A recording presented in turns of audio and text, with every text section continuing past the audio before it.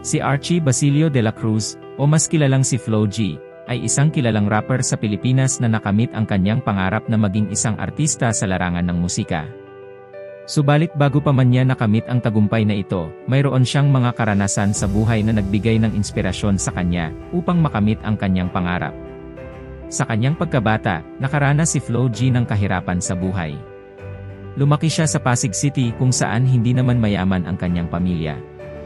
Dahil dito, naging interesado siya sa musika bilang isang paraan upang makatakas sa katotohanan ng kanyang kalagayan. Sa pamamagitan ng musika, nakakalimutan niya ang mga problema sa buhay at nagiging masaya siya. Kung nagtataka kayo kung bakit Flo G ang kanyang pangalawang pangalan, tara at alamin na. Flo G. Kasi po, sarap po, meron po akong ginagawang mga sarili kong flow na parang para sa akin, ito yung way ko na pag-e-express ko ng rap sa sarili kong mga tuldok, sarili kong mga kuwi. Style. G. Gangster. Sa murang edad, nagpakita na ng talento si Flo G sa pag-awit. Sumali siya sa mga rap battles sa iba't ibang bahagi ng Pilipinas. Kung gusto mong makinig, umada ka matulala dahil ako na may karapatang magsilita. Ipapaliwanag ko lang yung karanasan ko labas sa mga tao magagaling magsilita. Okay na. Lahat. Hanggang sa makasali siya sa grupong X Battalion, na kinalaunan, ay umusbong ang rap career ni Flo G hanggang sa naipalabas niya ang kanyang unang rap na pinamagatang Flo Dope MC. Lies na akin na to, sa ayun sa gusto. Sige na magsiluhod. At ang kantang Rich Kid. Hanggang sa nakilala niya itong si Scosta Pli na best friend niya. Nung ako bata pa, nungin, ipapasok ko to sa Facebook, visit ka.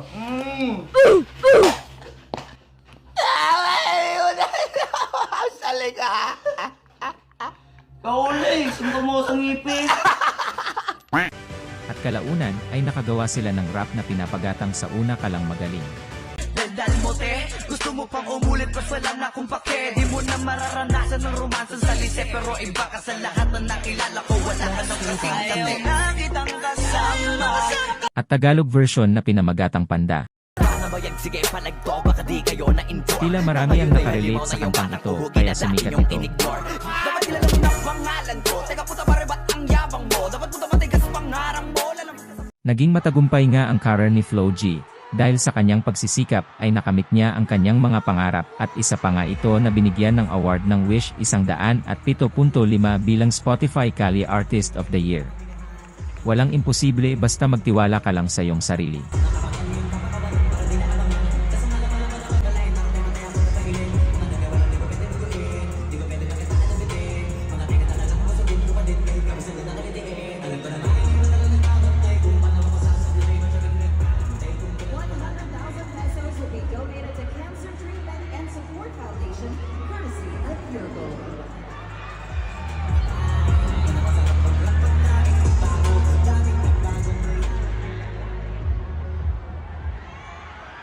Magandang gabi sa inyo lahat.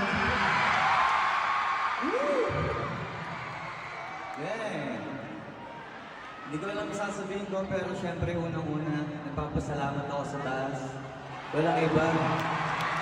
Pangalawa, dito sa Winnie Music Awards.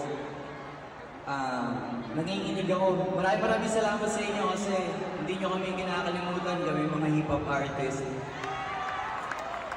Pangalawa, salamat sa lahat na nagmamahal sa akin. Pamilya ko, lalo na sa mga kagrupo ko, sa partner ko kay Angel, sa Sintada, Ma'am Thea, Asintada family namin, Sir Glock, at saka yung parents ko, first time nilang umattend sa mga gantong bagay para sa akin. Para sa inyo to. Thank you guys. I love you all.